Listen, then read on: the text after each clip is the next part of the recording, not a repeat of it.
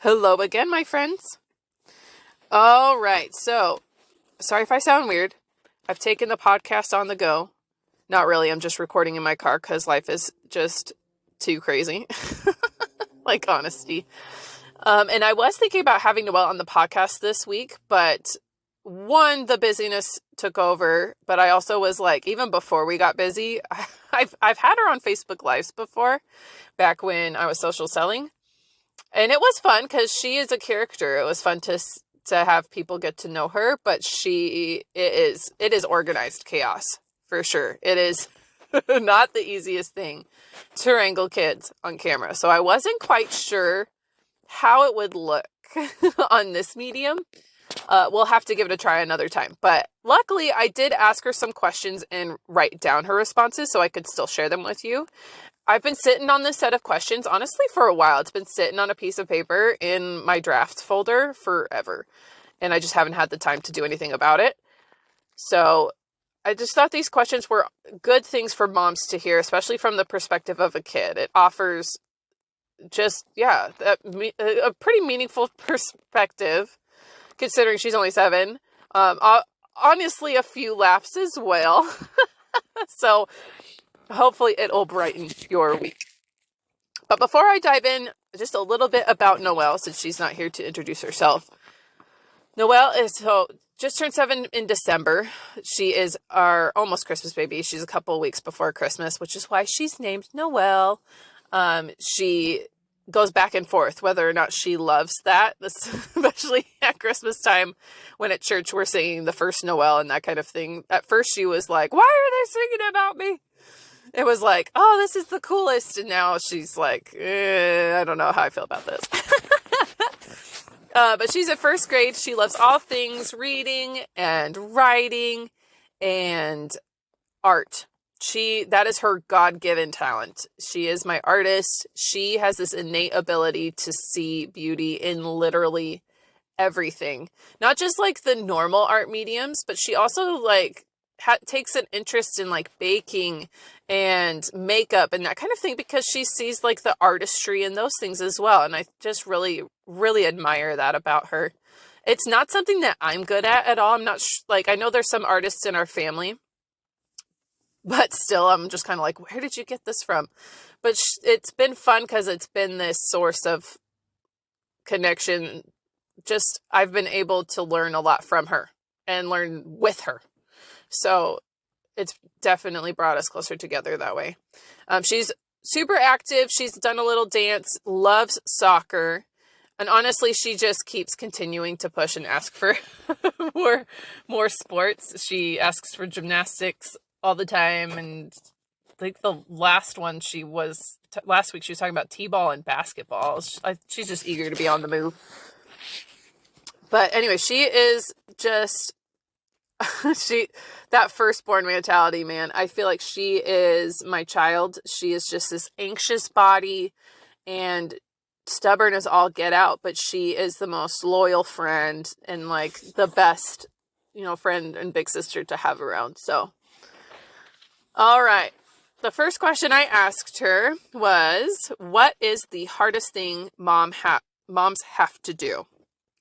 Now, with any and all of these questions, it's kind of like the show Kids Say the Darnedest Things, right? Like, you're not sure what you're going to get. Like, I had this thought in my head with a few of them that I'm like, oh, she'll probably say this.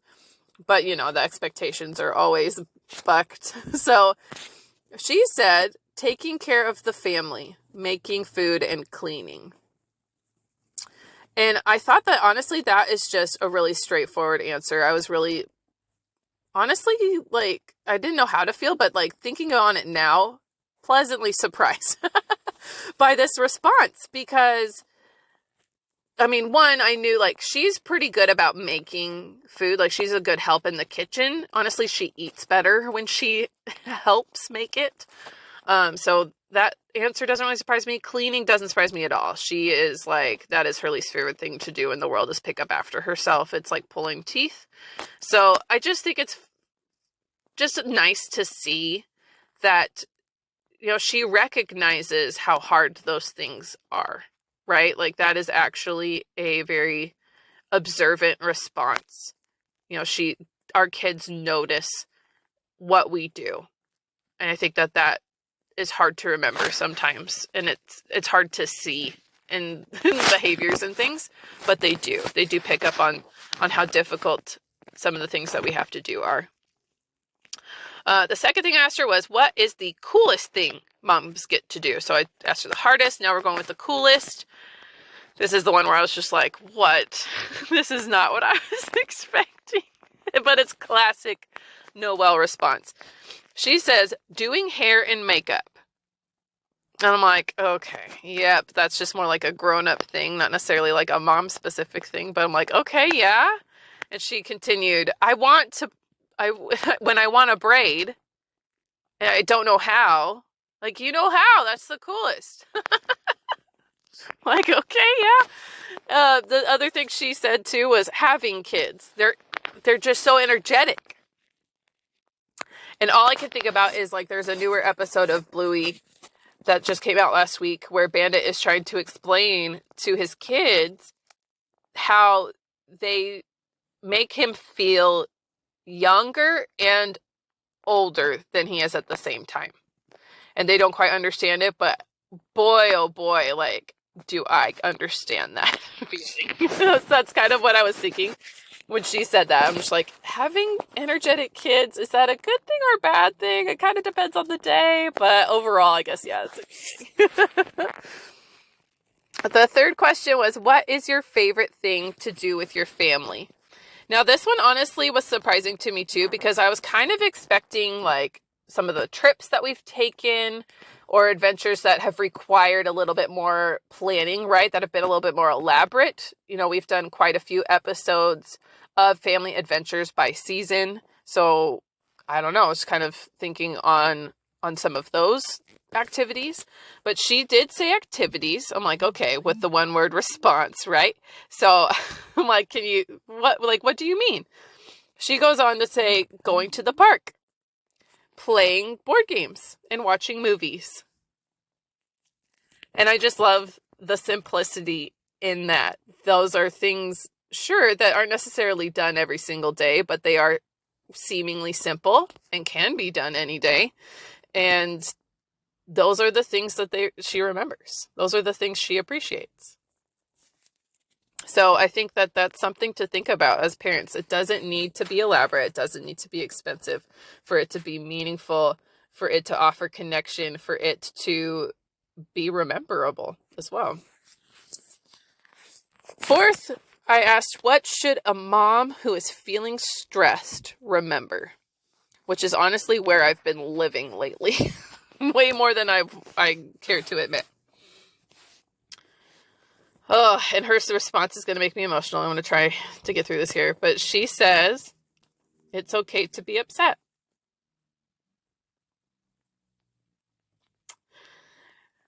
And then she goes, if it were me, I would draw to make myself feel better. And I'd take 11 deep breaths. So let me break this down for you here real quick. I think that it's okay to be upset. We tell our kids, I don't know about you, but I tell my kids that so often, that it's okay to feel those hard feelings and to have those emotions. But how often do we feel that way as adults? I feel like we get so caught up, especially as parents, in this fix-it mode, right? Where we're just too busy trying to control things and solve problems that we forget that sometimes it's not about finding a solution. It's about just being okay with it, how it is for a minute, for better or worse. It's okay to be upset. And then I love that she says that she would draw. She recognizes that that's her happy place. That's something that naturally brings her joy. And how easy is it for us as well to find something that makes us happy and do it more often? It is one of my New Year's resolutions. It hasn't happened yet, to sit down and make a updated list of things that I find joy in, things that I enjoy doing, And then just being conscientious, intentional about choosing to do those things more often, especially when I'm upset.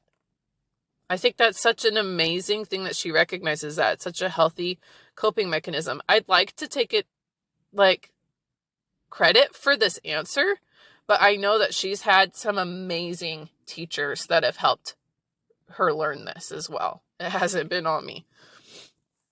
And then I love too that 11 deep breaths. I don't know where the 11 came from. Normally I make her take 5 deep breaths. And I know she's seen me do like breathing exercises, but it's like timed, right? Like it's a minute or whatever. So I don't know. Dr. Noel prescribes 11. Do with that what you will. Last but definitely not least, the last question I asked was, what's the most important thing mom tells you or has taught you? And honestly, in my mind, again, I kind of had an idea of what I thought the response would be. Something that I tell her on a daily basis as she goes out into the world. Something a little philosophical, right? About how we treat people. And that's not at all what I got. But I appreciate the answers. So her answers were to sing, to go to school. Don't touch the sharp part of a knife. To clean up and shower every day. Again, the irony, right? When that's like her least favorite thing to do in the world. But Mom doesn't stop talking about it. So there it is. Fresh on her mind. I just love this answer because it kind of brings us full circle, kind of like the first question where I was thinking of something philosophical and she came up with this list of life skills that have been shown to her, have been taught to her. And it just brings me back to that perspective of our kids listen more and notice more than we think they do. And I know sometimes it's so difficult. I've been having a few hard mom days this week where it's like we have these kids who are trying to figure out the world around them. They want to be independent. They want to figure things out on their own. It's hard. It's hard. Sometimes it's like talking to a brick wall. And I know that it only gets more difficult, right, as they become teenagers. But they do notice what you do and what you say, whether their actions portray that or not. So don't give up. Keep going. And you're exactly enough. You are so important to your family. You are a light in any darkness that comes into their world. You are that constant. You are their safe space.